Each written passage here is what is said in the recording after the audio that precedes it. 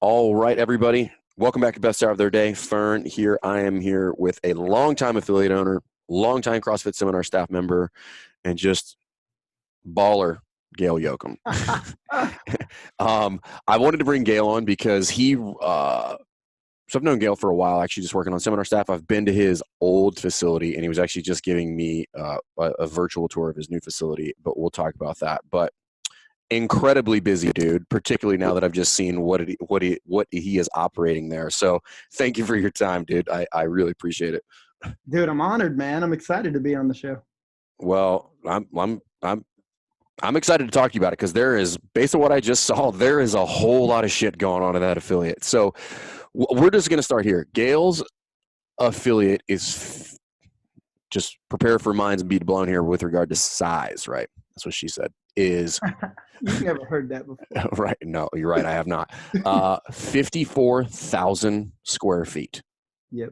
Right, where the 5,000 is a pretty large CrossFit gym for most people. This one is 10 times that large. Now, if you're thinking about that facility, there's a lot of different stuff going on in there, which is a lot of the reason I wanted to bring you on the show. But before we get into all of that, because it is a lot, I want to talk a little bit about the evolution of that. So how big was your first gym, dude?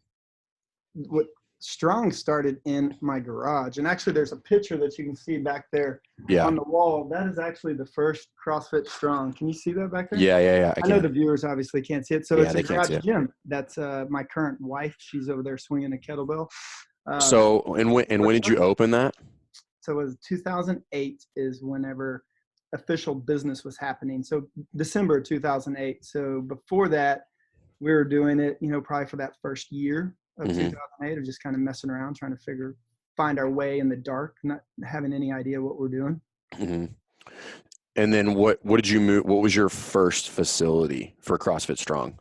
Yeah. So what's funny is that I started in Dallas. We had a huge real estate downturn. And I was sitting there. I was in the IT business. I was what was called an ethical hacker. I owned another business. Yeah. I know exactly what that is. Yep. Yep.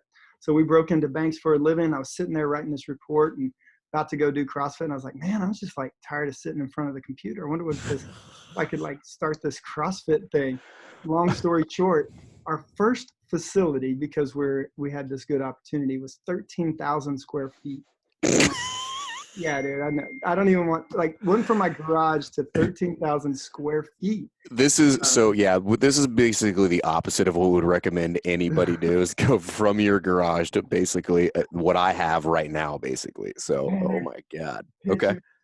So for the first 6, 7, 8 years, man, I made all my own equipment. I welded my own racks. I'd welded my own pull-up bar, just to kind of get by, to figure out what's going on. And so we grew from there, 13,000 square feet. Within the first year, we knew that this was something that was good. And so we expanded to the building that you went into, which happened to be 18,000 square feet. Oh, I thought it was bigger than that. It looks so big. The one that, yeah. So the one that we've hosted most of the level 1 seminars. Yep. Is 18,000. 18,000. Okay. Yeah, it does look big, but we just walk in, and how long was that rig that you guys had in there? 100 feet? 88 feet was the rig. The whole length of that was 110 feet, the whole distance. Yeah, from front to back. 20 feet. Sorry about that. Okay. And then, so we did that. We filled that place out, and then, we just kind of evolved, and Strong evolved into, we had CrossFit was just blowing out the gills, and the classes were packed, and then we started feeding into the families, the moms and the uncles, and the people that didn't quite ready for CrossFit. So we started a little studio over there. Yep. Which is literally this high intensity interval training, as they call that thing. Yep. So talk to me a little bit about that, because I'm trying to wrap my brain around, you go from the garage, clearly didn't have 300 members in your garage, or did you? I don't know, but that's what I'm imagining when I go to 13,000 square feet from the garage. We started with, so the way it evolved was I was running out of my garage, and then one friend led to another friend, and then we got warnings from our homeowners association, and then I got more warnings, and then finally I was like, man, we got at least enough to start to go see if we can make this thing work. So we structured a deal to where we could go like get our big toe in the water and see how that feels before we jumped all the way in. So on that note, because I think this is an important topic, without talking about numbers, talk to me about how you the deal that you struck with regard to, like, did you negotiate abated rent? Like how did you do all of that? Because this is something where a lot of people don't know what they don't know, and they go in and on day one they've basically done themselves a disservice. Yeah, absolutely. I mean, it comes down to basics of economics of supply and demand. At the stage we're in a huge real estate downturn. There's vacancies everywhere, and like owners just wanted you to just occupy it with the slight chance you might make money to be able to pay rent. And so the deal back then, essentially, I believe, like we're on a year term lease term, which is unheard of. Unheard of. Nobody's Unheard doing of. that. Yeah. And if they are going to do that, they're going to charge you out the ass for it. Yeah, you're going to end up paying for it in the back end in one form or fashion. And they abated some rent and et cetera. And so we just ended up going into where like it worked out. So when it came toward the end of the year, we had to decide either stay there or build out. And so we decided, hey man, why don't we build out some showers and bathrooms and kind of do that. So, Damn. so And then how long did you stay in that 13,000 square foot facility? So we're there 8 months, literally, and then we grew to maybe 100 members, 150 members. That's the silliest shit I've ever heard in my life, dude. I know. Dude, I just had a conversation with some people on staff over here at Strong, and I was just telling them, like, we're talking about space and logistics and lesson planning, and I'm like, we have enough space that like we can run more classes, we can do more things, right? Like we shouldn't be constrained based on this. And then they're like, so we just went into a conversation. I'm like, there's facilities out there that have, I'll just make up the number, 300 plus in a 3,500 square foot place, and they run it well. Who I was thinking, who I'm going to have him on the show. You know Daniel Chaffee, right? CrossFit France. So he's my argument, and I don't even know the full details of it. I've just gotten stuff from like Doobie and all these guys who are just like, you need to talk to Chaffee. The rough numbers are something to the tune of about 1,200 members and 4,500 square foot space. How does that even? I don't know. It defies all logic. But the point is, you are correct, right? And then, so people that have not had to deal with that, right, and then just think that 18,000 or 54,000 square feet is the norm, don't understand what actually being efficient with space is. Right. And you're just like, yeah, 54,000 square feet. We should be able to run 38 classes at a time. If I could just fill that many 38 classes with one person. Okay, there you go. Done. I'm just going to tell you now that business doesn't work that way. It's like you're going to lose money somewhere. Yeah, at some point. Yeah. But okay. So then you're there 8 months, and then so you go from 13 to 18 at that point. Is that the facility that I've been to, the other one? Yeah. Okay. And that evolved too from just continue. We grew into it. You know, we had the big space, and it was like this big canvas, and we could do whatever we wanted with it. You know, as opposed to, so we never was confined by the space. It was always, we built into the equipment and the money that we spent into that. Right? Yeah. Yeah. You guys have like that rig, for instance, that you guys had at the old facility. Do you still have it, or did you repurpose it and do something else with it? Oh, we repurposed it here. We made it into smaller sections to kind of create better layouts of classes. But it's one of the bigger ones. It looked like something like before they made the Zeus rig that you would see at the CrossFit Games. Like that is the size and epicness of that pull-up rig. And then you guys had all the stuff after that. Like it's one of the biggest gyms. Like people think that Mayhem is a big gym, and then I'm like, no, not really. Not compared to Strong. Like Strong is fucking huge. It is. We're overcompensating for something. I mean, listen, I'm not hating on you, bro. It's fine. It was cool but even before that, man, I was thinking about, I welded the rig that was there before you saw the big Zeus looking rig, right? Were you a welder, or did you just like YouTube and you're like, I'll just buy it? YouTube. Well, I learned in the 13,000 square foot place with a buddy of mine that did it. And so we welded all this stuff together. And then as we went in there, we obviously hired some guys to help us build out, but we're just sitting over there welding as well. So, I mean, if you want to get it done, you can get it done. True. everybody that I even like, we're probably going to go off on a tangent here, but just That's what even podcasts are for, dude. It's long form. like just thinking about like staff and working with people, and everybody's like we're not confined by anything. Like we can go teach ourselves just about and do just about anything that we want, right? It's a matter of the big thing is, do you want?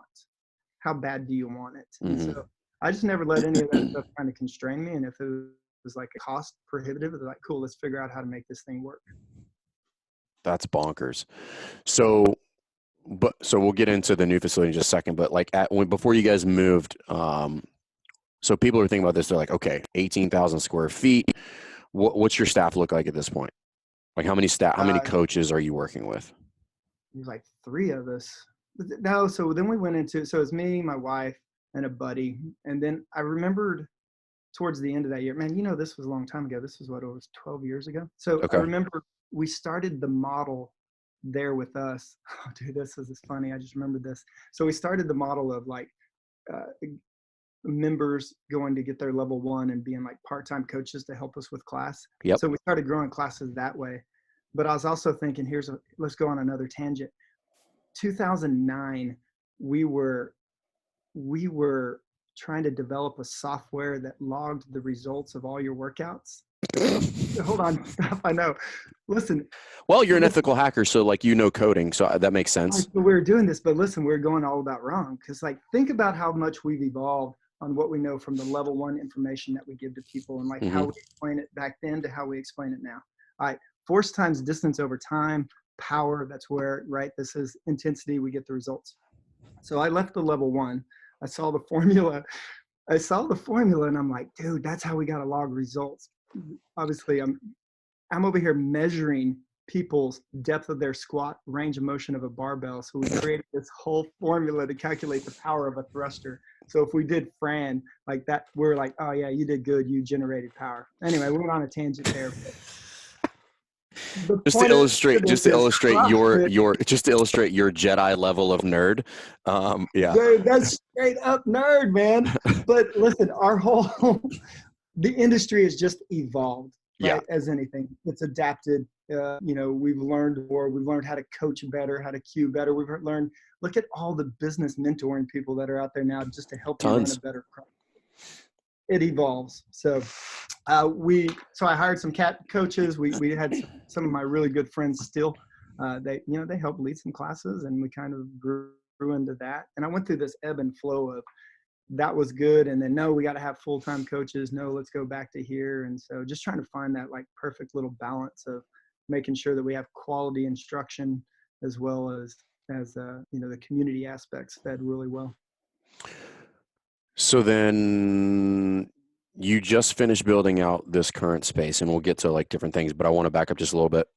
So you had this facility, you're running it in that current space for what, roughly 10 years? Yeah. Okay. Almost. And then at what point did you start the other business? So just for context, right? So I just got a little virtual tour, which took probably like 7 minutes, and I didn't get to see the whole thing of just Gale walking through the facility into different rooms and different facilities. But it's kind of like a parkour Ninja Warrior type setup, but not what everybody's thinking. Not a bunch of like plywood like nailed together and stuff. It looks like the American Ninja Warrior setup that you see on TV. Like it's legit.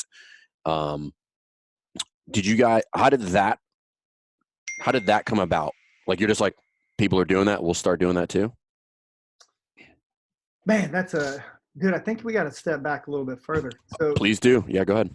So 10 years at the other facility. Through that 10 years, we blew up from members, and our classes and CrossFit's going off the charts, and we're hitting the peak of everything that's happening. One of the things though that I was noticing was this is very like broad stroke of saying, stereotyping this, but it would be like, I could possibly get we'll say it this way, I could get one person in the family to show up to a class, but the other one would only come to our socials because they didn't want to do the things that we're doing, right? Yep. And so, or after so many months and years or whatever it is, I just kept seeing this athlete cycle, these people dropping off, like just leaving for whatever reason, like we can name them 1,000. So I wanted to create this catch-all model to where like either when you walk in the door, that there's no reason why I can't get you from a place of where you're at in your fitness and health to being better. Right. Mm-hmm. And so we created a multitude of programs to offer people from, strength only, right, with a little bit of metabolic conditioning, to the Olympic lifting program, to this thing that we called studio. So we created this catch-all. The whole idea too was that we had people in the door. We could show them CrossFit. We could teach them about, good nutrition that we both know is at the base of our hierarchy, right? Mm-hmm. And so that was the catch-all model. And then somebody says, hey man, like, who knows, like, hey, I'm tired of chasing the clock or whatever it is. Say, hey, Yep. cool, don't worry, I got something for you. Come over here, take a look at this. And so it was the idea that we could keep people in the door. And so that happened, that was about 3.5, 4 years ago that I started trying to I just wanted to keep people. And I know other owners that are out there, and I know you feel the same way, but you almost feel like this high school principal, like every 4 years, the students come and go, and like you build these like valuable relationships with people. And then at that senior year and it's graduation or whatever it is, they're gone. I was just trying to find something to keep them with me longer. No, let's call it what it is. Like, yeah, you do have your lifers, right? But the reality is, like, there's that sub level, which is going to be there for probably that exact number, 3 to 4 years. I don't know why is this hitting me up right now. Oh yeah, you got that says, if you guys can't see our screen, it says, It Fern, shouldn't please though. pay your bill so we can No. So like, depending on which one you're using. Anyway, this should. That's really weird. I don't know why it's doing that. Oh, you know why it might do that? Because, oh shit. Because you had logged on. Are you still logged on with 2 accounts? Uh-uh. Oh. Huh, that's weird. All right. That shouldn't happen. But anyway, I don't want it to stop recording. Sorry, everybody. Technical difficulties. What if we pause, cut? Yeah, I'm going to come back pause, in? cut it, and then we'll put it right back together. All right, I'm going to hit stop, and then we'll go. Sorry, everybody. Cycle client. All right, we are back, everybody. Sorry for the technical difficulties. You listen, 180 some episodes, and we've never had that happen, so I feel okay about that. All right, so what we're talking about is and this is important because this is a real scenario. You got your lifers, right, who they're going to be there forever, no matter what. They love it as long. But everybody else probably falls in that 4 to 5 year window where what's the word? The novelty of fitness starts to kick in, where they want to do something else, which is totally normal, by the way. So you can either do one of two things. You can lose that client, or you can have somewhere for them to go that still resides within the walls of your building, which is what you built out, probably, to my knowledge, probably better than almost anybody with regard to like just having them, but giving them options. So what did that look like? Not in your current facility, but like when you guys were in at Strong in that kind of 18,000 square foot building. Like what were the offerings? Yeah, so we had pretty much 4 programs, if you will. We had CrossFit, which was our bread and butter. It was the glue that held everything else together. We had a strength program specifically that we had one of our own from staff. She came on and helped us get that started, Abby Dickerson. Abby Grove back then, but we brought her on. We did a strength program based on the West Side conjugate style. We did the Olympic lifting program, where we created a 24-hour access room to where we gave people cards and they can come in and go anytime that they wanted. And then we had this studio room that was like very, I guess, like Orange Theory-ish style, to where you had heart rate monitors, and we partnered with Trueform to get their Trueform runners in.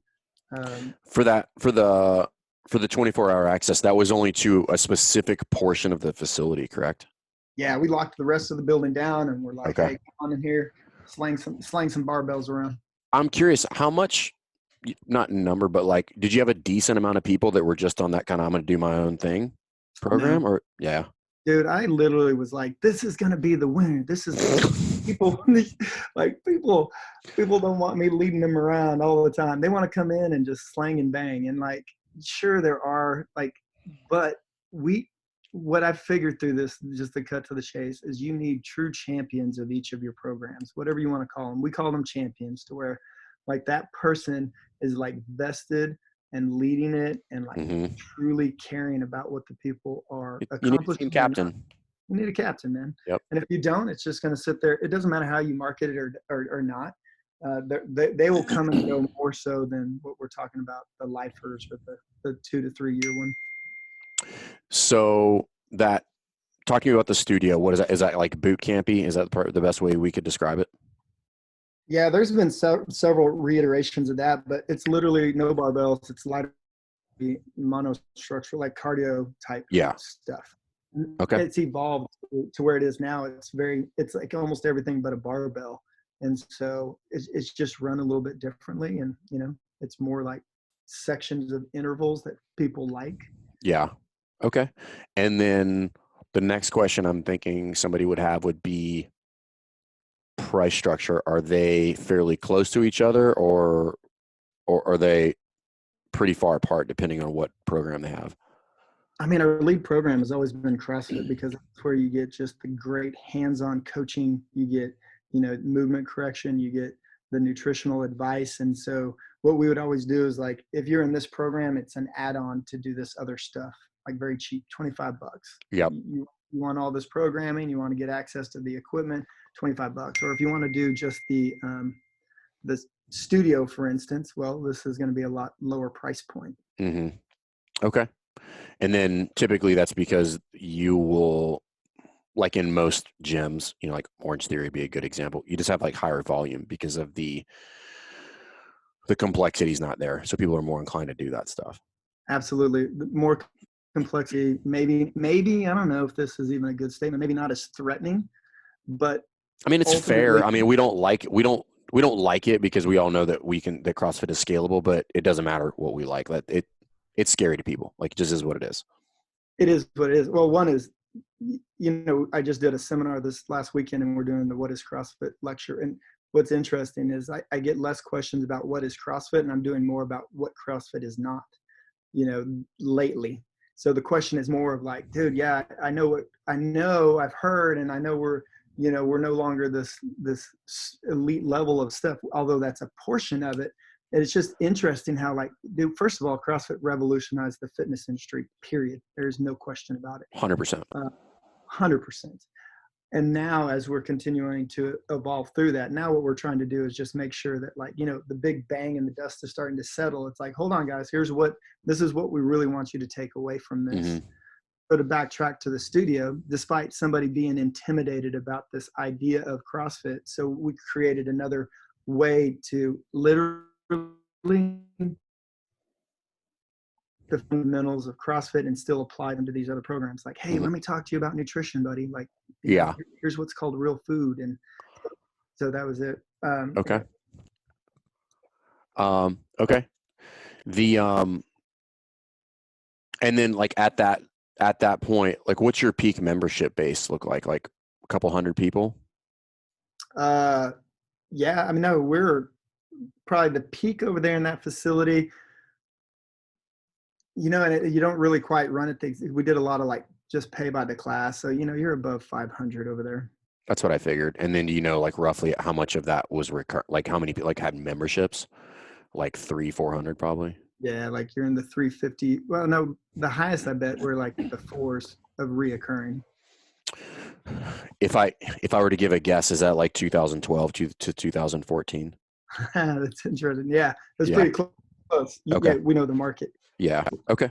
For anybody that's wondering why I guess that number, because that's kind of when, as far as like, I don't want to say CrossFit's at its peak because I still don't think it's at its peak, but it's like if you were looking at like exposure and what people are like the most excited about is like right around that time frame.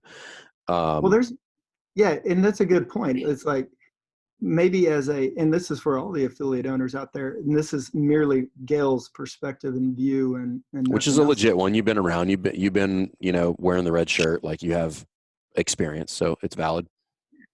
And so from an affiliate owner standpoint, it's not that like more people are not wanting to try CrossFit, for example. Like people are still asking, it's still growing, it's still got the itch. But, with the model that was created, a great model for me to be where I'm at now is that there's just more of us out there offering the product. And so we're not so we're not necessarily going to have, just make this up, a 500 member base. We're going to have a 300, but that 300 base, we're going to coach the crap out of them. And like, Mm-hmm. we're going to make sure that we take care of those 300. So it's just, so you just got to change the process as the market changes and evolves. Yeah, no, agreed. And I think everybody, that's just business in general. That's not unique to fitness, and within fitness, like everything ebbs and flows. Like fitness, CrossFit might be one of the least novel things within fitness. Like everything else, with the exception of like powerlifting, weightlifting, and CrossFit, like there's always a new thing every year. Like, and then they change, and then they're the peak of the thing, and then they die. But I was reading somewhere. People think that like the interest in CrossFit is dying down. It is absolutely not. I was reading somewhere that it was this year for 2020. It was the most searched term with regard to fitness on the internet. Yeah. CrossFit still, like people are still looking for it. Like you just have to be out there and make sure that you're in people's line of sight and how you do that. So I think we just have to adjust. Like, you hear yeah. about like the affiliate owner has to just kind of listen to the market. So let's talk about that, because that's a good piece. So you start this separate business as kind of like the Ninja Warrior side, kind of parkour type deal. How did that come about? How did you decide to go there is my question.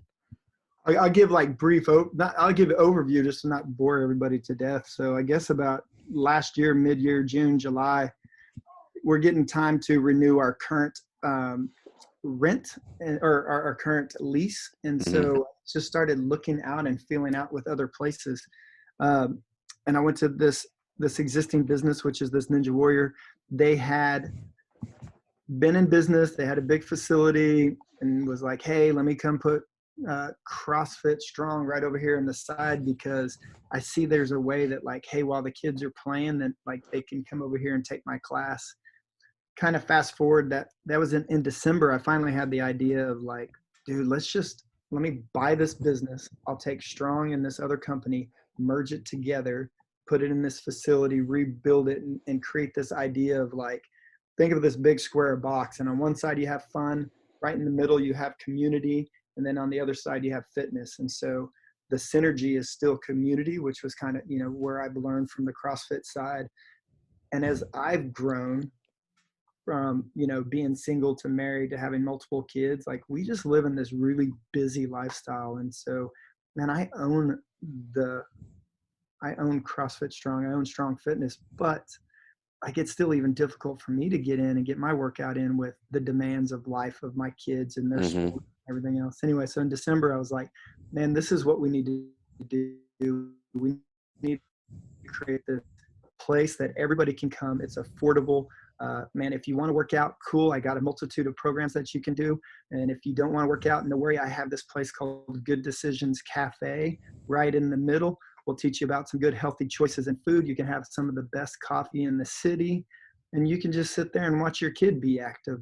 And so it's just this really cool idea of taking the synergy of our families, and the family can be representative, not just like husband wife concept and kids or whatever. Like the family could be me, you, and the level 1 staff family. It's like just a place for us all to go, be active, and just kind of reset, re-energize, recharge ourselves. Just move. Yeah, just a place to congregate, essentially. Absolutely. So when you go to this other place, when you say you put Strong on the side, like, meaning did you slap your logo on there, or did you kind of like set up a mini CrossFit facility in their facility? Well, I just went in and just was looking and having conversation with the current owner, and that kind of evolved to where it's like, no, man, if I'm going to do this right, like I need to do the whole thing myself. Like I need to control it all and ensure that like everything comes together, because there's huge tie together between, like, for instance, the kids over there playing Ninja and me over here teaching them how to move their body the best way that they can, right? Create this foundation that they can build off for the rest of their life into their high school and their formidable years, if you will, like as we get older. Now I've got all these questions about like, what does it entail to bring all of that together? Because we talked about this a really long time ago, and And I think when we talked at the affiliate gathering when we were there, I want to say you were still like you were in the middle of build out, and this was like September of last year. June, July, August, September. Yeah, so we just started construction. So I think so December of a year and almost 12, 14 months ago, December is when I had the idea, closed the deal where it was like official in June of last year. It took a couple months to get construction and permits and redesign because we put in a cafe, we put in locker rooms and showers. So we did a lot of changes here. And so when I saw you up there in Vancouver, I guess that was September, right? Yeah, it was September. So we're just right in the middle of, like, we're right in the heat of putting up walls, and we just finished the plumbing. So just to cut short, it was hard. There was the team was stressed. We all had to kind of rally together and pick up spots. Like, I wasn't able to be at the one building as much as I wanted to be, and then I was here, and so like we literally quadrupled our business size in the matter of 2 or 3 months. Yeah, that's a lot. I mean, I yeah, can't even fathom, like, personnel increased, or operating expenses increased.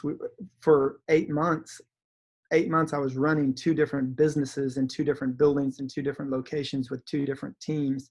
And so, things got dropped, and stresses and lack of sleep and definitely no working out. So like by the time I got done, I was like, dude, this is why I created it, because there's other people out there that are probably as strained or stressed. And like, I just got to create something that's convenient and easy for them to get to. so when you combine those, so let's talk a little bit about like where you're at now. So you get moved in and you're operating, and so are you still, so does that 4 offering that you had at Strong still stand, or didn't, or like have you now had to evolve your offerings now at this point because you have like a multitude of things going on in there? No, they're still there. So, and they're still like, I call them verticals right now within the business. And so we still have the CrossFit, and we have strength and Olympic lifting in the studio. And so I've for sure put champions or captains, if you will, in charge of those programs. Now, because I brought in another business, so what we're doing now is really just knee deep into the youth sport development. And so the idea there is, this is going to be a new vertical. I got a new champion. I got 2 champions running that for me right now. And so, and I'm really excited about this, because getting these kids at this younger age and teaching them what I know now. If I knew what they knew before my school career started, like in sports, and even if it was that short lived, it's like how much more efficient, like how much better we could have been. So that's really exciting. And so we have this, and now we have a ninja program, which I didn't know much about it, about ninja or anything else. All I know was, hey, it was a way to keep my kids from moving and making them stay active. But in Yeah. my opinion, this ninja warrior, the obstacle racing for kids and adults, is what CrossFit was 8 years ago. That's where they're starting. Think about like right before, so it'd been like almost 13. Think about like right after the games, the first games. Mm-hmm. Where, that's where the ninja world is right now. It is Do you just right think it there still starting. has that much room for growth? Dude, it hasn't even started yet. Wow. It hasn't even started yet. I So mean, I yeah, get so it. put it Like in I get it perspective. because it's intriguing, it's fun, like it's challenging, and in kind of all the same ways that CrossFit is, meaning you can always make it harder. Like you can always create something that's a little bit more complicated, that requires a little bit more skill or endurance or all that stuff, and has an element of fear. Like I get it. They we have 2 of our ninja coaches. They're both on the the show that you see on TV, and then one of them specifically just went to a World, which is what you could kind of equate to the games, the Hmm. CrossFit Games. And so he's one of the coaches leading our ninja program. But kind of the point of that is, think about like how many reiterations of the competitive scene that we had Hmm. from CrossFit to where it is now. So that's kind of where they're going, to where all across the country, bigger and more than CrossFit was. These kids are just wanting to do it. And even to compound that, elite level gymnasts are giving up their sport to become elite level ninjas. It's probably an easier route, to be honest with you. They already have like 10x the skill of everybody else. They just have to adapt it to that sport, if you will, in air quotes. I mean, that makes perfect sense. They probably going to dominate it within 24 to 36 months, where like anybody who's doing that was a former gymnast, and they're like, oh yeah, this is a joke. We used to do this for practice. Yep. And things change and evolve, and like just like we had to evolve, like our fitness capacity increased. Well, ninja capacity is increasing. So some of the best coaches out there are kind of continuing to challenge those kids. And so that right there is a whole beast in itself. So for me personally, obviously the kind of youth strength and conditioning is something, it's definitely on my like long-term goal checklist. A lot of things need to happen for me to be able to dive into that. But is that a significant part of what you guys do now, simply because you have the space and you have the ability to bring somebody in and build that program out, or were you guys already doing that in the old space? No, we're just now starting with that. And I have a huge passion for it as well, just where I'm at with my family and like the opportunity to coach the kids in the other sports. And so becoming this and now bringing them and like showing parents that like, this is another tangent, but like one of the things too is like parents are always like, hey, I want my kid to be the best soccer player or baseball player. And they're like, oh, we teach them skill. Like, we're just going to learn how to swing. But like, there's so much more foundational mechanics that they need to learn, foundational strength and conditioning. And so that's where we want to come in and like just educate the parents as well. Like, yeah, we need that piece, but there's other sides to the story. That is a very common mistake with regard to parents that are pigeonholing their kids into one sport. Yeah. And there are some sports where it works, like gymnastics would be one. But typically, if you're talking about big three, big four, it's typically not a good idea. Like you're looking at kids that are actually going to be worse athletes because of their lack of playing other sports. So there's certain things certain skills I'm going to get when I play football that are going to carry over to baseball and make me a better baseball player. As same thing in basketball with baseball, and then football or soccer or whatever that's going to be. But we would call those like pretty much the big four in high schools, like, football, basketball, baseball, soccer are the big four. Yeah. And the other thing is kids get burnout. Psychologically, they get burnout. And you need a break psychologically. Like, and as somebody who played basketball kind of year round, but I did that once I got to the point where like that was kind of like my profession, if you will. That was like, okay, I'm going to school. Like, that's basically how I'm going to get through school, is like playing. Like, that's what I got to do. But in high school and when I was younger, it was like I was looking forward, even though, and I always had one that I was a little bit better at, but I was always trying to, because I was better at that one, I was trying to get better at the other two as well. And I think people miss this idea of you can create this weird little competition within the athlete that's internal. If they happen to be if they happen to excel at one, they'll try to be just as good at the other one. Absolutely. all the while creating more skills, and all the while actually probably reducing the risk of injury due to repetitive movements. If you think about baseball, if I'm throwing, this is why you have kids that are getting Tommy John surgery when they're 15. And like, that should not happen. Just the end. That should not happen. And same thing for football or soccer or basketball. So it's like, that's a lot of start, stop that can be pretty rough on the knees, the ankles, if you are only playing that sport all year round. So it gives you a break because the sports are different, right? So the movement patterns are different, like the durations of effort are different, all that stuff is different. So I think they undervalue that. They also don't recognize that if you were to look at the top athletes as recruited from high school into college, almost all of them are multi-sport athletes. Absolutely. So no, I think you're dead on that. So yeah, so they won't plateau out. Like, we put a bunch of this data on our page that's going to go live for the youth sport later on this evening. But one of the interesting things that I never knew, 70% of all youth athletes quit playing sports at the age of 13 because they get burned out. Over specialization, stuck on there. That's more than I thought. That's it. That's basically all of them. 70%. I mean, and then overuse injuries are almost half of all middle school sports injuries. So sports injuries in middle school athletes, over half of them are just from overuse. Damn. And it comes back to, man, I created this graphic instilling from the CrossFit hierarchy development of an athlete. And it's like, you got this pyramid at the base. And what we're talking about in our program is like teaching this foundation of movement patterns that last a lifetime. Mm-hmm. Like teach them the correct full range of motion. Like even as my son, that's 7 now, as he's just been doing a little bit of CrossFit and strength and conditioning with me. So as he's growing and building muscle, well, he's getting tighter and tighter and tighter.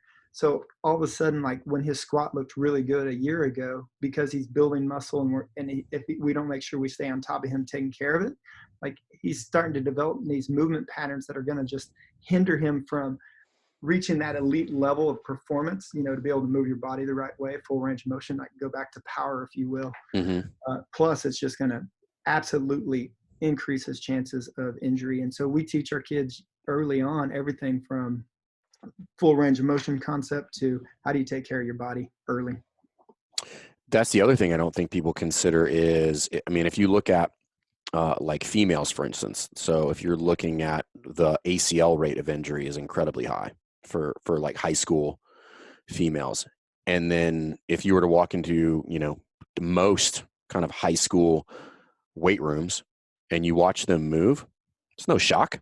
No. All have valgus knees. They can't, when they run, they can't, there's no correct line of action on that movement of the hip, knee, ankle when they run. And you're like, of course they're going to all blow out an ACL. You're going to take this really poor movement and then you're going to tell them to change directions quickly at high loads. What do you think is going to happen? That's like driving your car and then having one of the wheels turned in and be like, yeah, I don't think it's going to stay on the axle. Like, I think it's going to break. And it even comes down to like not only application of that bad, say, valgus knee off the field, or on the field, but like thinking about that repetitive movement that they're doing off of the field, like they're continually training that even worse. And again, like that's where like how CrossFit has come in and educated so many people, like, hey, here's good, safe movement patterns applied outside of just us teaching a CrossFit class. Mm-hmm. And I just go into like thinking about some of the high school sports rooms that I've gone into and looked at recently too. I'm like, somebody stop this. Like, this is not okay. I was just talking to Jason about this. We were recording a podcast earlier today, and I was talking about like what we should be trying to do is create movement competence within athletes, because but first it starts in the known it starts in the known environment of the weight room, right? Because I already know what's going on there. I know the load, I know the range of motion, I know what the movement is, all of those things. If they can't control their body in space in a known environment, it is unfathomable to think they're going to take that and then transfer it to the field where everything is unknown. I don't know how that athlete's going to move. I don't know where the ball is going to go. I don't know any of that stuff. So I think if you look at it that way, which is like we have to maximize our movement in these known environments in order to create a safe environment when I now walk out onto the field and have to contend with something else or someone else. And people just don't realize that. I'm like, listen, the number one indicators of ACL injury are both valgus knee and pelvis shift when we're squatting. Like if you have both of those, the risk of injury goes up to like 80%, So it's crazy. And people don't realize that. And I'm like, you got to fix that. Otherwise because think about it. If that athlete gets hurt senior year and they were on the cusp of getting a scholarship, that's it. Done. Yeah. Dude, and even stepping back, I know we're getting off, we're not really off topic, but we talked about earlier too, about like that, we call it like the plateauing due to specialization.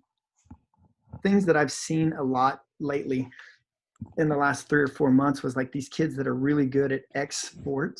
When I bring them into our classes to do other things to build that foundation, it's like, how, like, you're so beautiful, because they only know that one thing, right? Mm-hmm. So then all of a sudden, if I throw this soccer player into a basketball or maybe a football or baseball. Like they don't know that, and like the neurological development in that youth hasn't been built, or the supporting tissue to move these other ways. Like of course they're going to get hurt. Like, Yeah. you know what I mean? Like, and now as you sound it out, so those are the things that I want this program to do, is like talk to the parents, tell them more about that. Yeah, I think what you have to try to emphasize to people is like, we're trying to build a good athlete. And when I say athlete, I mean, it doesn't matter what sport they play. It doesn't matter what ball we give them. They're going to be able to, at the bare minimum, perform competently and more likely excel if they've been exposed to more things. It's no different than CrossFit, right? It's just like, hey, we're trying to expand the margin of our experience by giving us, all these different loads, all these different reps, different time domains, different modalities, all that stuff. Same thing in sport. If I can get them better at all sports, they're going to be better at their primary sport, right? And at some point they make that decision, or the college makes a decision, be like, hey, we want you to play football here. And you're like, okay, cool. Well, let's go play football. Like that's now my life. And if you're good enough, maybe you do both. But typically, like what I want to do is try to create this really, really solid athlete that can then make the decision about what they want to do and where they want to go. But you got to stay well-rounded. And I think a lot of people miss that, Yeah. And it keeps it fun. I mean, I was an athlete growing up. Like it keeps it fun, like kind of looking forward to the next season and the next sport and shifting modes. So, And if there's always if it's fun, they'll stick with it. but the far side of that too, and like something that I'm trying to find balance for me and my family, is that you can give them too much too. You know what I mean? Like Yeah. too many sports, because then all of a sudden, like you have a lot of breadth, no depth, and it's, well, am I doing them an injustice? So you got to find balance on both sides. It's Yeah. almost like balance in anything in life: nutrition, fitness, kids, coaching, parenting, friendship. You can't be excessive on one side or the other. 100%. And when you say multiple sports, that can mean just two. Yeah, It absolutely. doesn't mean they have to run cross country, play basketball, baseball, football, and volleyball. Like they can just play two of them. But again, it's the point of like, hey, those all have different training regimens. They have different things involved with them, and then just giving them both a physical and mental break. So maybe they play two sports and then they have an off season. And again, like that's a good balance. Or maybe they are just this kid that just wants to go full bore all the time. And that's fine. Again, developing skills. And what you should see if you're doing it right is they should every season be seeing improvements in all of those activities as they go through, particularly if you're pairing that with good strength conditioning. But so let's go back to the facility. So we still have those four. We added 2 new verticals. Got a couple other little things that we're doing. But like what? Man, I want to get back into like we're calling it like the platinum class. And the idea is, and other people are doing it, I just never have. Very, very small class, same coach, additional support in and out of the gym. So, for instance, like it's a 6-person class. You're going to be here every Monday, Wednesday, Friday at 5:30 a.m. And this is your spot. You can keep it for as long as you're here. But like everything from nutritional advice to, like focusing a lot on how can we fix one little problem in a movement pattern, or maybe an injury that we're dealing with, or accountability to come in and out of the gym. Like, so it's almost like it's nothing new or revolutionary. I just have never done it. So we call it this, platinum level class. So it's more of like a premium service that's a little bit more personalized. Yeah, exactly. That's all it is. But it's still group training, but it's more along the lines of like small group training. Small group training. They still do what everybody else is doing. You'll just get extra stuff. That's interesting. So you've started that, or you want to start it? We're just now talking to our members about it, and like everybody's like, hey, yeah, I'll sign up. Not everybody. We're talking like top 10% are like, dude, I would love to have something like that, because they want, and I don't think that they would be in there for more than 6, 7, 8 months, but people want that more personalized attention of like, dude, I really, really want to get better at a front squat, but why can't I get these things fixed? And you and I only have an hour to teach them a day. Even if they can't, like there's still so much more that you can do. But now as an owner and a coach, you got to find balance too of like, how much do you give is too much and how much is too little? Because we're still. Yeah, you only got so much time, and then that time, like depending on what you're doing, becomes worth more and more. So it's like, listen, if you want all that, like, I mean, think about it this way. It's just, if you wanted to work with Bill Belichick, versus the high school football coach down the road, Yeah. those are different. Like you're going to get A different little bit. service, and you're going to have to pay for it. And to some extent, that's a really extreme case, but that is the case within the gym as well. Like if you have somebody who's been doing this for 20 years, has a record of expertise and success, you should expect to pay more for that because the results are very likely going to lean towards that, meaning like you're actually going to get what you want. And some people just want to do it because they just want the more personal touch. They just want more accountability. And I think Absolutely. that's fine, Absolutely. So, So we'll see how it goes. We'll touch back on our next time we get together. I'll let you know how it pans out. so I've got a different question, which is you got all this stuff going on in your gym. You were talking a little bit more, or before we hit record, about you hired an operations manager for this because it's a lot. It's a lot. So what does that person do, and now what is your role in this overall thing? So this is all pretty new. And so we brought her on. She's amazing. And the concept is that like, it's almost spread too thin, right? You can't be good at everything. And so we're bringing her in and to do operational procedures. Like how do we build the processes in for each of our captains to be able to do their job well? And when I first started having this conversation, my whole plan for Strong was to create this like template that can be replicated, not replicated to franchise or do anything else, but I wanted it to build up for the coaches and the staff that are here. Like, cool, hey man, I want to go open a Strong up in Austin. Well, that's Yeah. awesome. Like, here's the manual. Like, go knock yourself out. Like, you can do that. And so we brought her on, and her job is to kind of ensure that all the captains are doing their job, that she's supporting them and what they need to make sure the job's done. And then my role is still kind of, because we're all fresh, like I'm still tied into everything. Yeah. I mean, you're just going to be for a while, but eventually it'll be primarily what I'm focusing on is the development of the new programs that haven't been established. Okay. So youth sport, ninja program. And then what do you anticipate the timeline being for you to somewhat remove yourself and not necessarily be tied into the day-to-day unless you want to? Man, that's a great question. I think as anybody that's listening to this, we always know that like personnel is one of our greatest assets and greatest liabilities. And so what we're doing now is going through the process of finding and building up the team that can sustain it, and as well that wants to grow with us. Then that way I can kind of step back a little bit. And, I think my job is ending up going to be is like to make sure that we adapt and don't die.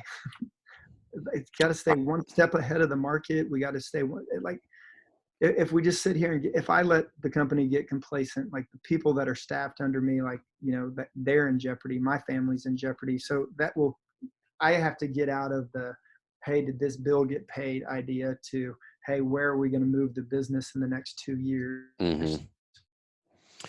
That's a tough one. And my mistake has always been. And not every affiliate owner. Go ahead. Yeah. Sorry about that. We got a delay. Yeah. No, go ahead. I was going to say, like, my mistake has been that in the past, like, I've done that too soon. Like, I've tried to remove myself. Everybody gets it. It's the E-myth, right? You should work on your business, not in your business. But you can absolutely do that out of order, like where you should actually still be in the business and not necessarily out, or you need to spend less time in the business and a little bit more time on the business. And that's a really hard balance, particularly if you haven't really solidified the team, because now it's this back and forth, be like, oh, this didn't work, now I'm back in, and then I'm trying to pull myself out and replace it with somebody, and then they leave and I'm like, and then I'm back in. So what would be your advice for anybody who's trying to go through that process of like bringing on team members in order to, and I know nobody gets it right all the time, so like that's not what I'm asking, but what have you found to be some kind of linchpins with regard to how you're choosing your team members? One of the things, I'll just tell you about mistakes first, and I think if people can learn from my mistakes, that would be best, is one, as I brought people in, I wanted them to be me. Right. The idea, like I wanted them to work like me and figure out things like me and understand the problem like me. And it took me a long, long time to figure out that that's never going to happen. And so as you step back, it's like, hey, the person that you're working with right then, is that the right person for the right job, right? Is Mm-hmm. that what they're supposed to be doing? Or have I already pigeonholed them into failure because they shouldn't be doing what they're doing, and I'm just trying to make them into a me? Now, everybody can, what I said at the very beginning, depending on the want, like everybody can evolve, everybody can learn, Yeah. everybody can grow, but it depends on that. But you can't force that. Like square peg, round hole idea. Like I just can't force that in there. So that's the biggest thing that I've learned. Like quit trying to force something. Make sure that I put the right person in the right place. Um, some friends of mine introduced me to I don't even know what it's called. I just went blank on it, but it's like dots. Like you measure your dots and it gives you like your personality test. There's tons of ways that you guys can measure this stuff. And it's interesting to see like what your dots say about you, like if you're like the leader or if you like to be socially accepted, and things Mm-hmm. like that. And because of the way I'm wired, I used to never pay any attention to that stuff because I'm kind of like, oh, okay, you want me to start a CrossFit? Okay, I'll do it. You want me to Yeah. start an ethical hacking business? Okay, I'll teach myself how to do it. Oh, you want me to, learn to flip houses and buy 40 or 50 of them in, a 5-year time frame? Okay, I'll teach myself and I'll do it. Like, so I'm thinking like that's how the world should be wired. So going back to like advice, it's like, man, you gotta make sure that the people that you have on your team are playing the position that they need to be playing. Like, don't put your linebacker as your quarterback. Like, it just doesn't work. Yeah. I don't remember what book it is, but it's one of either Good to Great or Built to Last. Mm. But he talks about, the kind of the order with regard to kind of this whole thing about like making sure the team members go where they should. And his big thing was, first you got to make sure the right people, right? They have to check all the boxes, because remember, good, like we all know this. We've all been with this person who's a good team member. It's like the utility player in baseball. Like, it doesn't matter where you put them. They're like, they can manage it. And essentially that's kind of, it's like kind of the people that you want to start with. And then once you've got all team members, you're like, everybody here meets the criteria for good team members. Now what I have to do is start putting them in the right seats. Yeah. But we can do that on the move, right? Like we can shift seats as the bus is moving. But if we leave and I got the wrong team on the bus, like I got to circle back again and I got to do this over again. So it's like, first get the right people on the bus, then I can move them around to those different seats and figure out like, oh, you actually shouldn't be driving. You should be sitting right here because this happens to be your super skill, but it took me 3 years to figure it out. And then you're going to be over here. And then maybe you are better served being this, champion in your instance, if that's what you call them. So no, I think that's an interesting concept. And when you said champion, that made me think about it very differently, to be honest with you. Yeah. So the champion is not just the leader or the manager. The champion is like lives the program, loves the program, supports the program, like embodies the program, right? It's like, oh, the champion of our strength. Like, he's writing the program and he's dying into it. He wants you to love it. He wants you to get results. And so using that name, like we just need champions. No, I really dig it. Well, because it makes sense, right? It's just like typically if you see a program that's thriving, like the person who's like the head of that program and who's running it is totally into that, like a good CrossFit gym. But if you Yeah. try to take a CrossFitter and this is so a good example of this in a gym was like you take a CrossFitter who likes to lift weights, right? And they're going to start a barbell club. I'm like, it's not going to work. I'm like, No. because they're not a weightlifter. They don't eat, sleep, and breathe weightlifting. And I would imagine the reason that your guys' barbell club went well is because Abby like just dove head in on that. And she went up there and spent time with Louie and comes back and she's like, yeah, I can teach people how to do this. I dig it. I love it. I live the lifestyle, all that stuff. She happens to be able to do both, but like that was her thing for a while. She was like, I lift heavy weights, and she was Yeah. incredibly strong. But that's one way to look at it is like, and that's why we've been able to have here at Rife, we've been able to be successful with weightlifting because Phil, the guy who runs my weightlifting program, that's what he does.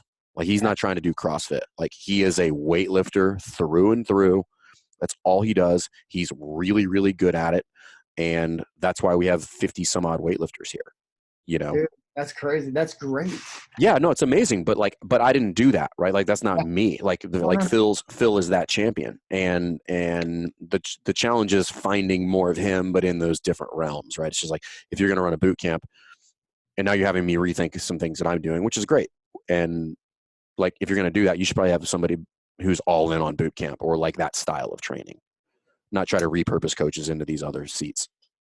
Dude, absolutely. There's multitudes of things like even going back, I've heard of the right seat, right bus. Like our operations, her name's Nanette. We just love her to death over here. But she's like, hey, man, do you want them on the bus and are they in the right seat? Right. So she's used that analogy. And then I just met with one of my friends that's in construction because we're looking at some other stuff right now. And he was telling me about a book called EOS. So I want to know where that originally came from. It's Entrepreneurial Operating System or something like that. Oh, okay. It's the same, and I haven't read it yet, but he's essentially reiterating the same concept. Right seat. Right. Well, I will tell you, it is from one of those two books. I don't remember which one, but it is Good to Great or Built to Last. And I want to say it is from Good to Great. Cool. Yeah, it's definitely, but it's definitely from one of those two.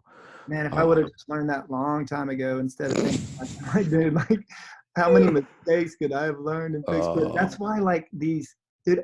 Here's one of failure. We're going off on a tangent. No, but this is what people want to hear. And it comes from what we talked about right before, like in your last podcast that you just did. When we first started CrossFit Strong, and I moved into that other building about 6 months into it because nobody knew how to run CrossFit. We did a think tank. And I probably had 12 different affiliate owners come in, and we just talked about like what doesn't work and like how to fix stuff. Right. And so I wished I would have kept that up longer. But what was funny is that like any shiny new thing, I feel like the community got competitive over here, I'm assuming. Anyway, we can just learn so much more from each other. Yeah, no, but you bring up a good point, which is what those guys brought up, right? Which was that is no different than the team in the gym. Like if you're going to do that think tank, it still needs the right people in the think tank. You can't just throw a bunch of people in there and it'll work. Like you need people that are open-minded, that are abundance mindset type people, not that are scarcity, that are like, oh, they're going to steal all my secrets. Like those people, those people can't be in the group. Like those people cannot get on the bus, much less get a seat. Like they just literally cannot get on the bus.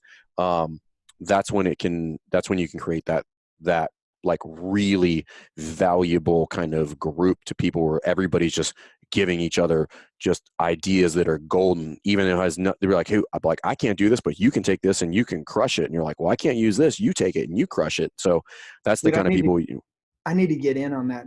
I need to come up with a team like you were telling me about before this and get back into that. So if you guys are listening and you want to create a team with me, I need a team. Well, listen, bro, if it leads me to a 54,000 square foot facility, I will hitchhike my ass down to Dallas, right? Dude, so, come on, boy. Hey, so we're about to do this drone fly through of this place, and we want it to be playing on the TV screen when people walk in.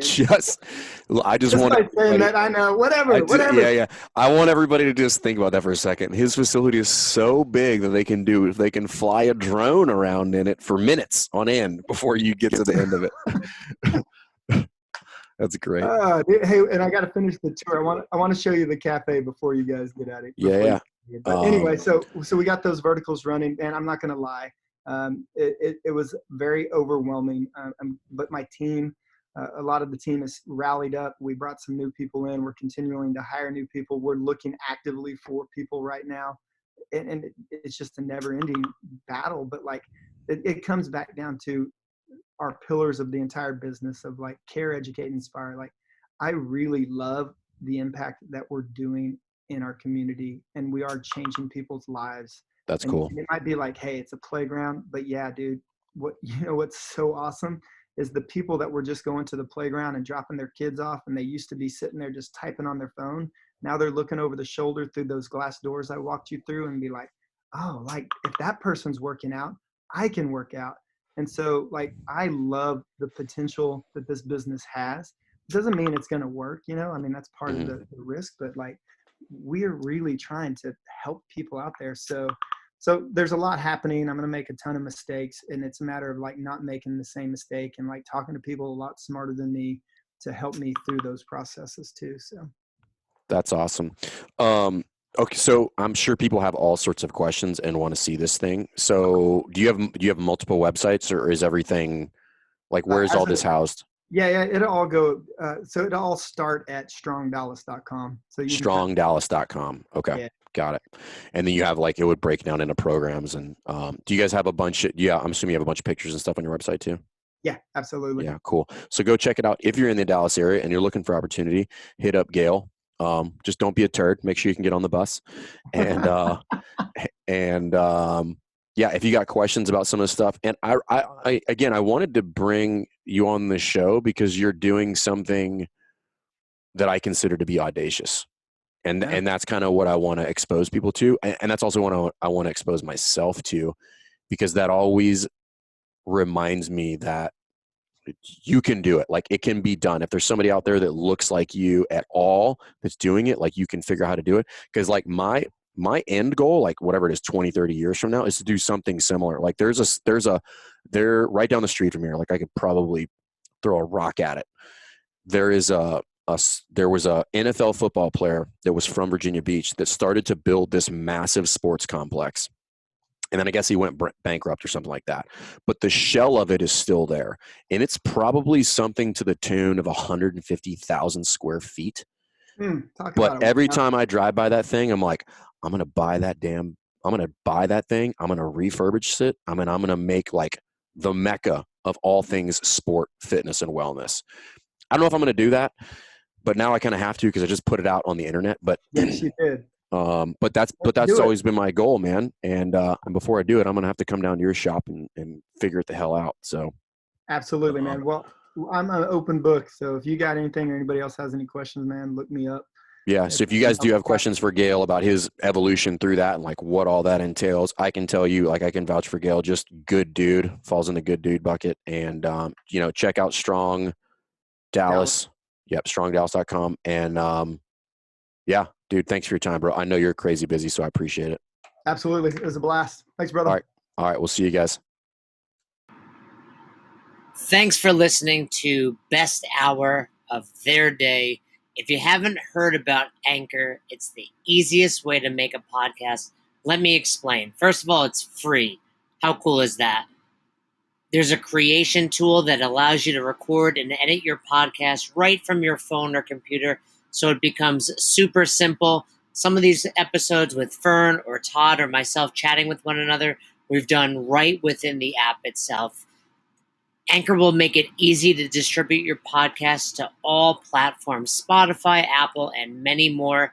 And you can make money from your podcast with no minimum listenership. It's everything you need to make an awesome podcast in one place. All you have to do is download the free Anchor app or go to anchor.fm to get started today. Come on, who doesn't have Spotify at this point?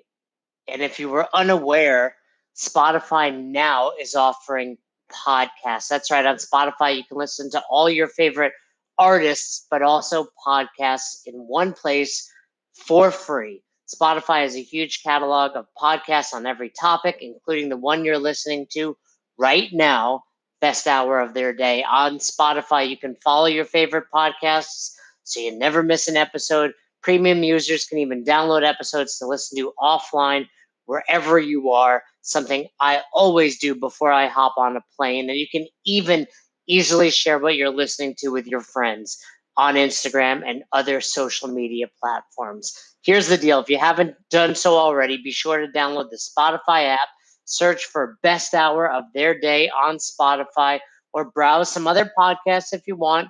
You can find them in your library tab. And also make sure to follow me so you never miss an episode of Best Hour of Their Day. Thanks again for listening to Best Hour of Their Day, and thanks again to our special guest. We appreciate all you guys do for us with Best Hour of Their Day when it comes to sharing our posts on Instagram, when it comes to subscribing to us on YouTube, when it comes to the constant feedback. We are grateful and we appreciate it. We are trying to build a community based on coaching development and becoming the best version of yourself.